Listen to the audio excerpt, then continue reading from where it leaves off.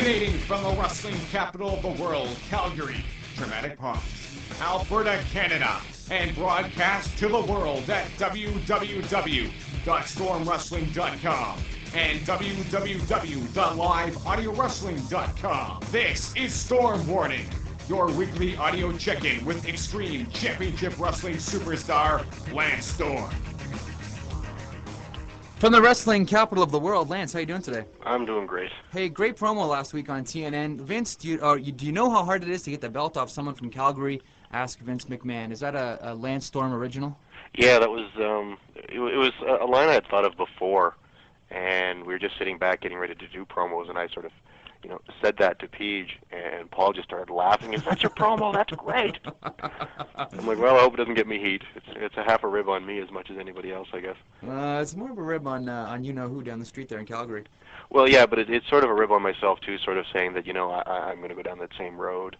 I certainly hope he doesn't take offense to it. It was just meant as a humorous promo. There was a good one. A great way to cap the show. Excellent show last week. The TNN show was hot. And a good number, too. 1.2, 1.3. I think it ended on a 1.3, but the actual overall was a 1.2. Oh, yeah, nice. So right up there with a strongest show we've had. So terrific. Mm-hmm. Things are certainly moving forward in ECW. On the other side of the fence, things in WCW couldn't be more complicated. A number of wrestlers asking for their release on the weekend. Chris Benoit, Perry Saturn, Shane Douglas, Conan, Dean Malenko, Billy Kidman. Tell me where to stop. What's your take on the situation?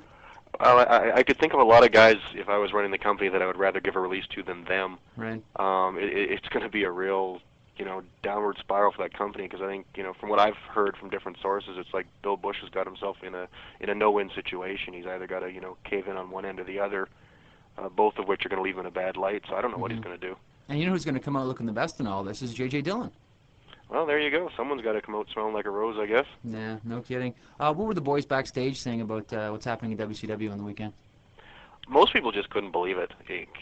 When we actually heard at one point that Douglas, Perry, Malenko, and Chris had actually been given their release, and were freed up Monday night. I guess they were sent home, and people just assumed that meant that they had gotten the release, and people just couldn't believe that a company would, pretty much make Benoit, who is probably the best worker in the business, one of the hottest commodities as well, and then set him free to go show up on Raw.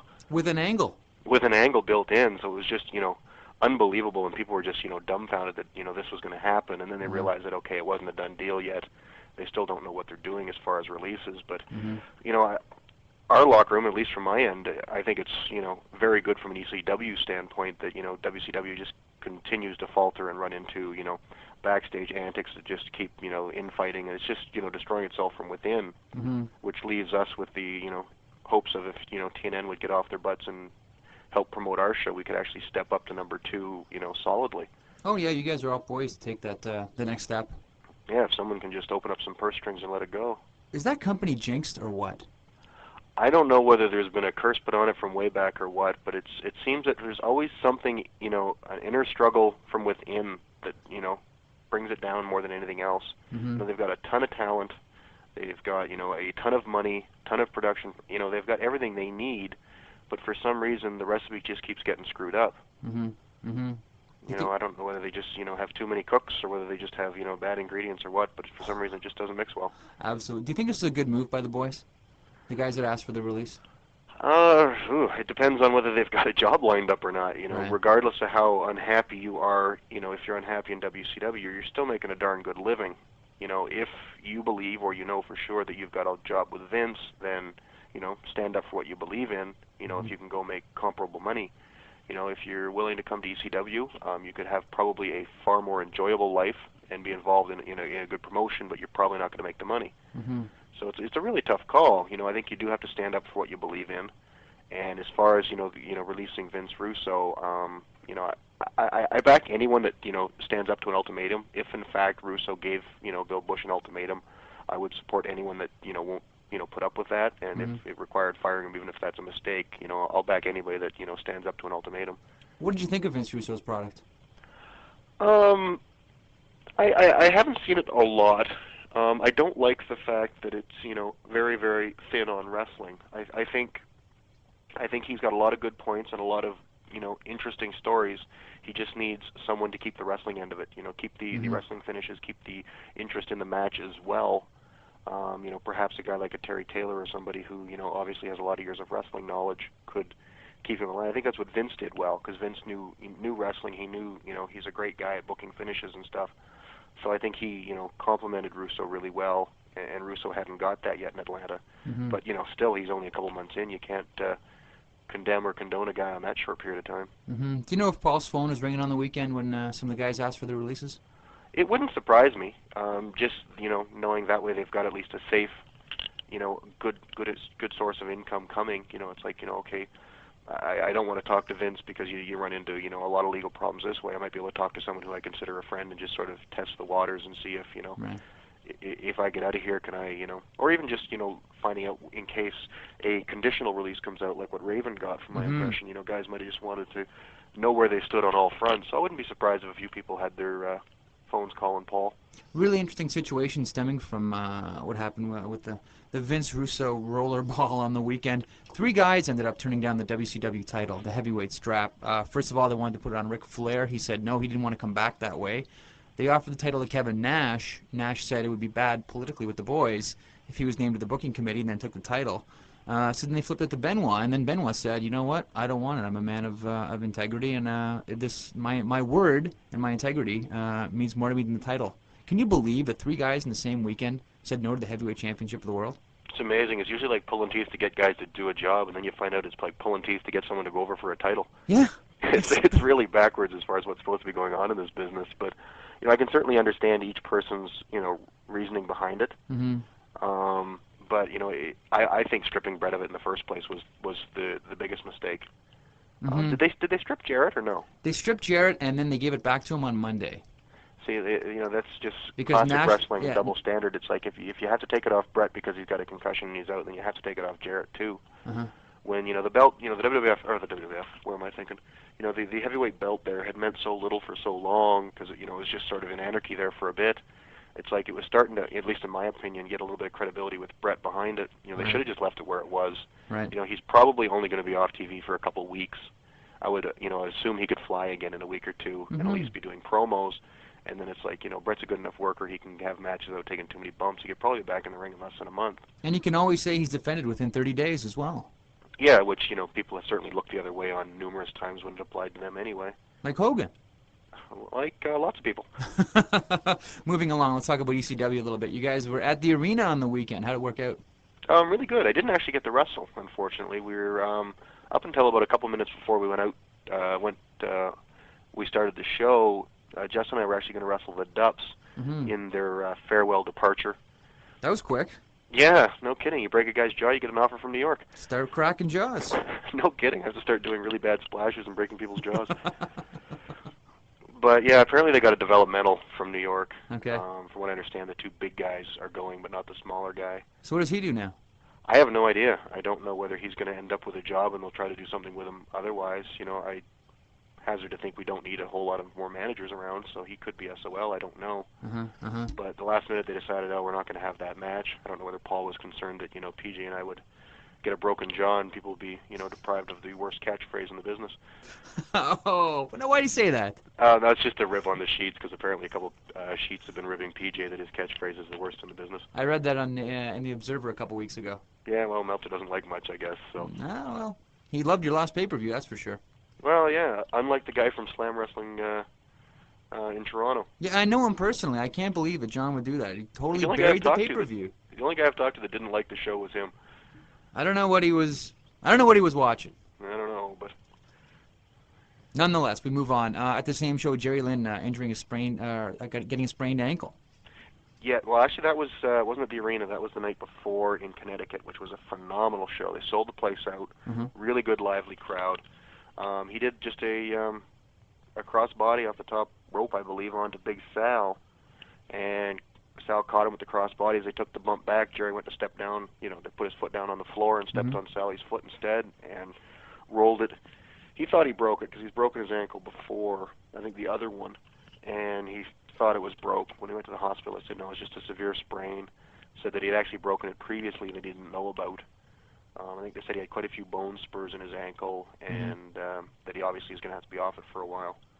After I picked him up at the hospital, we were driving back, and he got a call from the X-ray guy at Emerge, who said that you could have actually, I don't remember the exact wording, but like torn a ligament or something, and it could have pulled a piece of the bone off, and that he should go see an orthopedic surgeon. So he definitely won't be in the ring for the next couple weeks.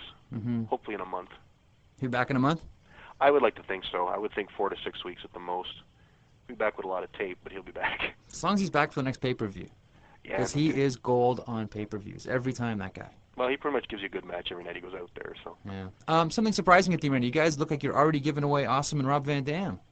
Yeah, I didn't see what happened, actually. I don't even remember what I was doing, why I was so tied up and busy that I didn't see it. But, yeah, they're starting to heat things up and at least put some interest, I guess, with Sabu, Rob, and Awesome. So I'd be really curious to see what happens with that. Title versus title? I hope not. I just really don't see that as drawing anymore, because whenever someone gets both titles, they always take one of them away from anyway. Yeah. So it's like, well, it's not really title versus title, because if Rob wins the heavyweight, he gives up the TV. So I would really like to see Rob, lose the TV before he ends up going anywhere near the world heavyweight title. And then chase the title for a while. Well, I would think that would be your best business move, because he's proven now that once Rob gets a title, it doesn't come off him, forever. So it's like, you might as well at least make the chase worth something. Yeah. Speaking of titles, a lot of internet speculation and conjecture that maybe ECW needs a title for guys like Tajiri and Jerry Lynn and Super Crazy and Guido. Sal. Got to get that junior heavyweight title for Sal. Makes about as much sense as Ferrara grabbing the cruiserweight in WCW. Actually, it's funny. Don Callis and I come up with a gimmick for Sally a long time ago as a rib, and Paul wouldn't do it. We wanted him to come out in a mask as the world's largest luchador. Oh, I like that. And have him try to do this, the little silly Mexican spots, like little bypass thing and like fake dives and stuff. Oh, and have a match that just totally wouldn't even go on his head just because he's so big. Have him in like an outfit that the pants are too short because of course he's bought a luchador outfit. And we thought it'd be great, but of course never got done. Oh, you got to dress him up in Conan's old gimmick. Yeah, the world's largest luchador. Oh, that would have been hilarious. But what do you think about a title for the lightweights? I think it's good, but not necessary. I really don't think titles mean nearly as much as they used to. In ECW, they still do, though. Well, they do to an extent, but it's like I don't think you need to have a title to make a really good wrestling match mean something. And I just really don't like when you get to the point where there's more champions than there are non-champions. Right. It's like, you go to pay-per-view, and it's like you're going to end up with, 4 out of perhaps even 6 matches being titles. You get to the point where it's like, everybody and their dog has a title. It's like the old NWA when they had the Western States Heritage Champion, a TV champion. It was like everybody and their dog had a belt, and it's like, what exactly does the Western States Heritage Championship mean? Not a clue. Not a clue. But, it would be nice because we do have a lot more of the junior heavyweights. It's just I think Paul's afraid, like he's been reluctant to it up until this day. He may have changed his mind. When you do that, you sort of take all of those guys and make them less useful with other people. Right, if Tajiri has a junior heavyweight title and Jerry Lynn is wrestling Tajiri, then people start seeing Jerry Lynn as a junior. And then it's like, can Jerry then no longer work with me? Can he no longer work with Rob? Well, how about doing like a tournament with those guys, kind of like the Super J idea? You could do that for ongoing sure. Over, like a month of television. Yeah, because they're wrestling every week on television almost anyway. Oh, it's been so good. Because they give you good matches. Like this week, I think they had, this past week on TNN, they had 2 matches with the guys. And they all put out again as usual. It was dynamite, yeah. It was great television. Then we had that awesome Vince McMahon promo at the end. Hey, speaking of Vince McMahon and by extension the WWF and even more so by extension Steve Austin, had a surgery yesterday and reports are that it was a success. What are your thoughts on Steve Austin and what he means to the business from your perspective? Well, he obviously, he means huge numbers for Vince. I think Vince can survive without him. I think The Rock is, over ridiculously huge as a babyface, and I think Hunter even, I've sort of not been his #1 fan over the years, but he's really stepped up the pace lately. I've noticed his last few matches on Raw seem to really, really pick up the pace. So I don't think they need him, but he would certainly, mean huge numbers for them, especially if they turned him heel. Which I think has been the plan all along. Yeah, that sort of seems to be what people are thinking, but then again, you could always swerve you at the last minute and do something different. But he would certainly mean big numbers. It's just whether, a guy like, Steve Austin, who obviously has, a fair bit of money put away already, does he really want to, continue to risk the injury aspect? He's still pretty young for the business. They could get another 10 years out of him if he wanted to. I'd like to see him back because I've always enjoyed his character and I've always enjoyed his matches. More so before he got hurt when he really, really, kicked out some really good matches. Oh yeah, when he was in WCW teaming with Steamboat and even before that, when him and Dustin used to have a bit of a run there. I don't know if they had a TV title between them or not, but him and Dustin used to do a couple matches, pay-per-view and stuff that were like damn good wrestling matches. Yeah, no, he was certainly a top dog, pretty much from day one. What do you think of the A&E biography on him? I didn't see it. You didn't see it? Nope. When he talked about eating potatoes for 2 years on the road and... I don't know. It was another thing actually when he did there's like the Hell Yeah video that they always advertise on Raw, where he does the, I paid my dues, I starved. And I think Austin should read Cactus's book, because it's like I could have swore that after a year that guy broke in, he signed with WCW. For about $75,000. Yeah, and worked there for quite a while and was relatively successful. I think he may have had a couple thin years between, WCW and WWF. I know he worked for us when, ECW certainly wasn't paying big money back then. Right. So, perhaps if he didn't save any of his money from WCW, he may have been, running a little thin. But, if his first 6 months in USWA he was eating raw potatoes, boy, that's some serious dues. Not to knock the guy, but it's like, read Cactus's book, and, this guy lived in his car for quite a few years. Yeah. Because I think Austin broke in almost the same time that Jericho and I did. Oh, is that right? I remember when we were like in our rookie year and stuff, it was like he signed with WCW, and I'm like, who is this guy? And of course, hated him just because, sour grapes, he's got a job and I don't. Right. But, and then you see this, he starved, and thinking, damn, I could have swore he signed with a major company after a year. Got $75,000. I was working Northern Tours in Northern Manitoba at like -50 for like $35, sleeping on the gym floor, eating a can of tuna. There's no Hell Yeah video about you yet. Yeah, no kidding.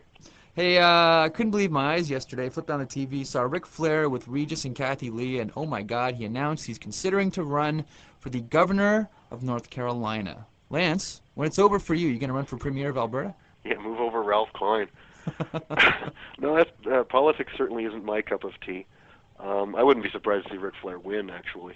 Mm-hmm. And if he does, maybe he'll finally just, say the hell with WCW and, get the hell out and quit being treated poorly. But because boy, he's been probably their most over guy, despite the efforts of everybody else in the company. Oh, yeah, Bischoff, Hogan, everyone tried to bury him right in his backyard too.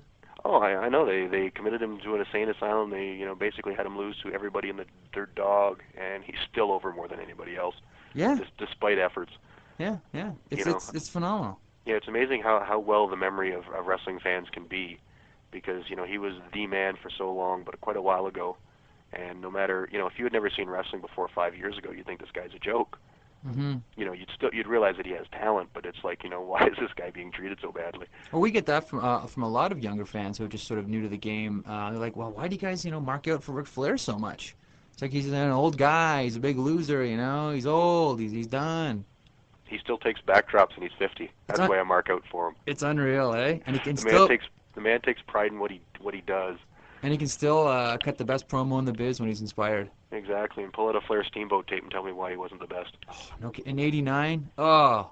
Even if you want to go back to some of his early stuff with Barry, when Barry was really young. Oh yeah, pick anyone of his opponents. Even like guys like Koloff and Luger and Sting back in the day, who were far from great workers. He had great matches with them. He could do it with a broomstick. Let's get to some emails here. We've only got one this week. Dear Lance, I'll start by saying thanks for the great site. I enjoy reading and listening to what you have to say. The main reason I'm writing to you is because I wanted to ask a question. Basically, I wanted to know how you think matches should be put together, how they should be built, etc. Is a good match judged by how the crowd pops for near falls? Is that a good indication of how a match has been well built? So basically, what is the structure of a good match? This comes in from Justin, and he goes on to say, considering you mentioned it in your last commentary, I'm from Melbourne, Australia. I have someone send me an ECW TV tape in monthly lots, and I look forward to receiving the pay-per-view to see you win the tag team straps. Lance, you're not just over in Tonga. There we go. I've got another country heard from. I think a good judge of a match is the crowd. A referee that I worked with in Europe, McMichaels, he's a Scottish guy. He would sit in the locker room, and you'd come back in from your match, and he'd be, oh, great match, kid. And you said, oh, did you see it? And he said, no, I listened to it. And he would sit in the locker room, and he would just listen to the crowd. And, the crowd is who you're paid to entertain, and if they're not into it, I think that's something that Meltzer misses a lot. You know, he'll talk about, oh, it was a great match, but it had no heat and no crowd reaction. It's like, well, if the crowd's bored to death, it's not a good match, regardless of what they're doing, is if it's, you know, good or not. So I think that's a good judge of a match. I think a match should build from beginning to end, but it has to be different depending on the story. If it's just a cold match, two guys wrestling, then I think, you know, you start off, give them a little bit, and then just slowly build to the end. You don't want to end with something not nearly as good as something in the middle. You know, if you're in a big heated angle or a feud, I think you have to start hot, settle it down, and then peak it at the end with, you know, your false finishes, whatever you want. But I'm a really, really firm believer in settling things down right before you know, start hitting them at the end. You know, you get the crowd up throughout the match and stuff, then it's time to settle them down, get them sitting in their seats, and then get them a little bit hungry for a little more action, and then hit them with, you know, the last few minutes of your match. But I think the crowd reaction is key, and you really need to build. Contrary to actually Tracy Smothers and I have a bit of a rib between us. A lot of people, it's like, oh, what are you going to do tonight? And Tracy and I always say, oh, we're going to start slow and taper off. As a bit of a joke, because neither one of us ever do. What's the hardest part about putting a match together? Is it coming together with the finish? Is it working out specific spots? What is it? I really don't think there's much. It's the hardest thing is just depends on the opponent. You know, some guys you have a real style clash, or you have to be really, really careful. Like a guy like Awesome, you have to be really, really careful because you need to have him to sell to get some offense in for yourself, and yet, you know, when he's that big, you have to be very careful in the way you make him sell without, you know, killing his gimmick and making him look weak. So stuff like that you have to really put a lot of thought into. But for me, I like working a match backwards. I always like to, okay, what is the last thing we're doing, and then work backwards from there. Is that how a lot of guys do it? Some do. A lot of guys, you know, the guys that I don't particularly care for their work always, oh, I want to do this spot, I want to do this spot, I want to do this spot, and then work things around that. And I think that's where you get a match that doesn't build properly. You know, I think you need to know where you're going before you figure out how you're going to get there. Interesting. Well put. What's up for TNN this week? Boy, a in-ring promo by Just Incredible and myself. We don't wrestle this week. It starts the build of Danny Doring and Roadkill. I believe they will wrestle Tommy Dreamer and Raven. What else? I would imagine, I don't even know. I don't know why I don't pay attention to the TV tapings. What about Dusty? Was there some Dusty last week? Yes, Dusty was there. Actually, I really had a good time after the show. Went back to the Marriott, and Dusty was there, and Don Callis and I got to sit with him and talk business and just tell stories and stuff for a while in the lounge, which was really enjoyable. Oh, yeah. We got to share some old Bulldog Bob Brown stories because Don Callis and I, he was one of the first bookers we ever worked for and had to deal with. And Don does a good impression, too, right? He does a phenomenal impression. He did on the lawn that one time when we were on.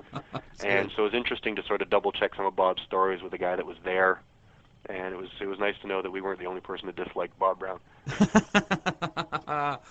You guys are in Florida this weekend? Louisiana. I thought you were in Florida this weekend. No, next 2 weekends are Florida, but this weekend's Louisiana. Gotcha. All right, Lance, thanks very much. We'll talk to you next week. Best of luck this weekend. Great, thanks.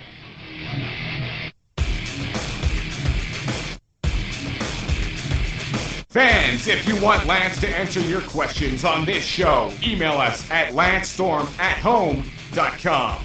And don't forget to check back often at www.stormwrestling.com, the official website of Lance Storm for news, updates, and commentary. Retransmission in whole or in part of this broadcast without the expressed written consent of Lance Storm and live audio wrestling is strictly prohibited.